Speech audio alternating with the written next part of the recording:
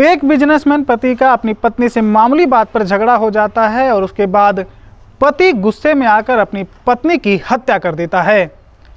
हत्या करने के बाद पति अपनी पत्नी की लाश को शहर से 50 किलोमीटर दूर एक नदी में फेंक देता है, लेकिन जब पुलिस लाश की छानबीन करती है तो उसे वही लाश उसी शहर के एक नहर में मिलता है।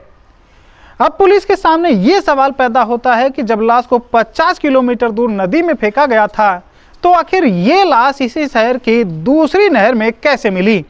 पूछताछ के दौरान पुलिस के सामने लाश की ऐसी सच्चाई सामने निकल कर आती है जिसे सुनकर पूरा पुलिस महकमा चक्कर खा जाता है और इस हत्याकांड में ऐसे ऐसे लोग शामिल होते हैं कि पुलिस भी उनकी गिरफ्तारी को लेकर सोचने पर मजबूर हो जाती है।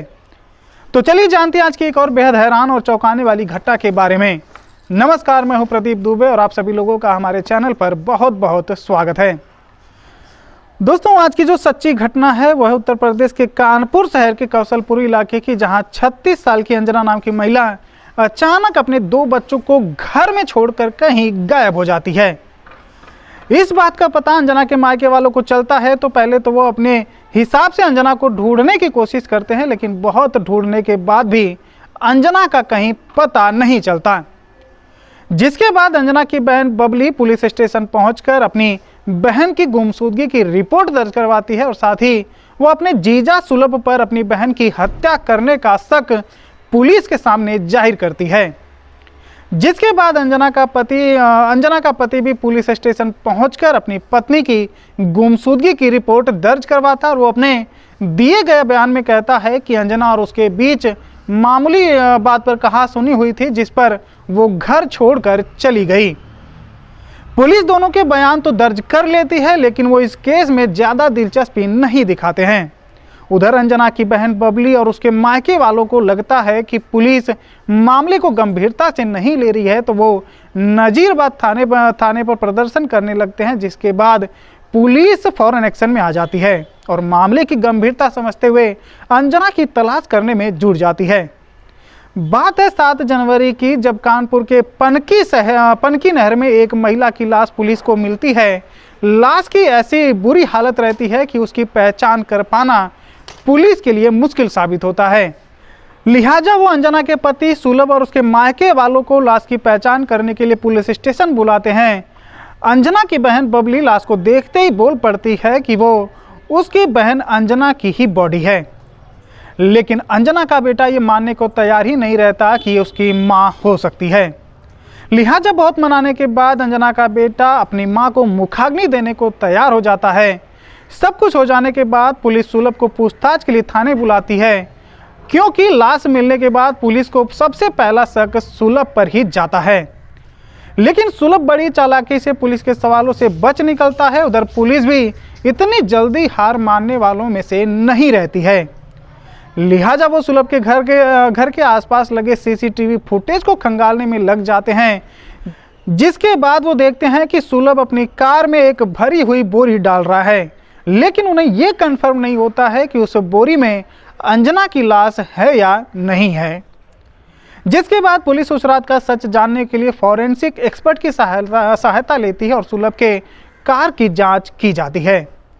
जांच के दौरान फॉरेंसिक टीम को पता चलता है कि अंजना की हत्या करने के बाद कार की अच्छी तरह से सफाई कर दी गई थी, लेकिन अंजना के खून के कुछ अंश अब भी कार में मौजूद थे। जिसके बाद पुलिस तुरंत अंजना के पति सुलभ को उठाकर पुलिस स्टेशन लाती है और फिर उससे सख्ती से पूछताछ की जाती है। अब सुलभ के सामने सच कबूलने के अलावा कोई दूसरा और रास्ता नहीं रहता है, तो लाश ठिकाने के बाद जो कहानी सुलभ पुलिस को बताता है वो बेहद ही अजीब और खौफनाक रहती है। सुलभ अंजना की हत्या का गुनाह कबूल करते हुए कहता है कि वो किरण नाम की लड़की से प्यार करता है, जिसका पता अंजना को लग गया था और उसी वजह से आए दिन घर में रोजाना दोनों के बीच विवाद होता रहता था। बात है 22 दिसंबर की, जब उसके बड़े बेटे ने कोल्ड ड्रिंक पीने की जिद की तो अंजना ने उसे कोल्ड ड्रिंक पीने से मना कर दिया। तो सुलभ का चचेरा भाई ऋषभ वहीं पर मौजूद था, तो वो उसको बाजार ले गया और कोल्ड ड्रिंक पिला कर ले आता है। बस यहीं से सुलभ और अंजना के बीच विवाद शुरू हो गया और गुस्से में आकर सुलभ ने अंजना को एक थप्पड़ जड़ दिया। जिसके बाद अंजना ने भी सुलभ का कॉलर पकड़ लिया तो ये बात सुलभ को बर्दाश्त नहीं हुई और उसने मौके पर ही अंजना का गला दबाकर हत्या कर दिया। जिसके बाद उसने अपनी प्रेमिका किरण को अंजना की हत्या की बात बताई और रातों रात अंजना की बॉडी को एक बोरे में भरकर अपनी कार की डिग्गी में डाल दिया और यहाँ से किरण की फ्लैट जो रायपुरा में रहती है वहाँ के लिए निकल गया। वहां पर पहले से ही सुलभ की प्रेमिका किरण, उसके पिता रामदयाल और सुलभ का चचेरा भाई ऋषभ मौजूद रहते हैं। पहले तो चारों ने मिलकर लाश को बुरी तरह से नष्ट करने की कोशिश की ताकि किसी के पहचान में ना आ सके, जिसके बाद लाश पर पेट्रोल छिड़क कर जलाने की कोशिश की गई। लेकिन घर से धुआं उठता देख सबको शक हो जाएगा, इसलिए चारों ने आग बुझा दी। लेकिन इस दौरान चारों के नाखूनों, कपड़ों और जूतों में अंजना के मांस के टुकड़े और खून के धब्बे लग गए। बता दें कि खून के ये धब्बे भी फॉरेंसिक जांच के दौरान पकड़े गए, जिसमें साफ हो गया कि ये चारों ही अंजना की हत्या के सबूत मिटाने के प्रयास में शामिल थे। लाश ठिकाने लगाने के बाद चारों ने रातों रात उस फ्लैट की रंगाई पुतवाई भी करवा दी ताकि लाश जलाने का कोई सबूत ना मिल सके।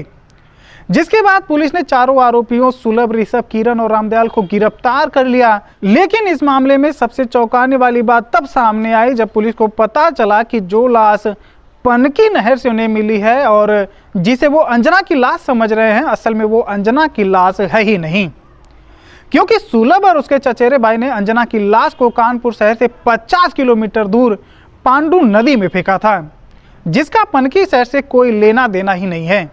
अब पुलिस के सामने यह सवाल था कि पनकी नहर में मिली लाश अंजना की नहीं है तो फिर किसकी है? और दूसरी बात कि अगर सुलभ ने अंजना की बॉडी को पांडु नदी में फेंका था तो फिर पांडु नदी में अंजना की लाश गायब कैसे हुई? कुल मिलाकर बेशक यहाँ कत्ल का मामला एक हो, लेकिन लाशें दो हैं। और गौर करने वाली बात यह है कि जिस लाश की बदौलत अंजना के कत्ल का केस खुल गया, तमाम सबूत मिल गए, कातिल के साथ साथ कत्ल में साथ देने वाले तक पकड़े गए, वो लाश ही अंजना की नहीं बल्कि किसी और की थी। यानी एक गुमनाम लाश जिसने सारी कहानी ही उलटफेर कर रख दिया। तो दोस्तों आज के लिए बस इतना ही। आज की सच्ची घटना पर आपके क्या विचार हैं? वीडियो को लाइक और कमेंट करके जरूर बताएं और अगर चैनल पर नए हैं तो चैनल को सब्सक्राइब भी जरूर करें। धन्यवाद।